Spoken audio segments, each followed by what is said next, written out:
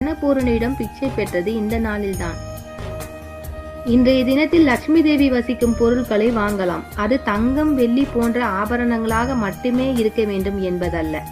பச்சரிசி, வெல்லம், உப்பு ஆகியவற்றையும் நாம் வாங்கலாம். ஒரே இடத்தில் செல்வம் குவிந்திருப்பதை இறைவன் விரும்புவதில்லை. இருக்கப்பட்டவர்கள் இல்லாதவர்களுக்கு கொடுத்து இல்லாமை நீங்க படைக்கப்பட்ட நாள் இந்த நாள். ஒரு கையளவு நெல் பல மூட்டை அரிசியை உருவாக்க முடியும். அதே போல நாம் கொடுக்கும் சிறு தானமும் பல மடங்காக திரும்ப வரும். வெப்பத்தை தணிக்கும் வகையில் உடுக்க உடை, குடை, வானகம், நீர்மோர், விசிறி போன்றவற்றை தானம் தர சொல்கிறது பவிஷ்ய புராணம். குறிப்பாக தண்ணீர் நிறைந்த குடம் கொடுத்தால் அழியாத செல்வம் பெறலாம்.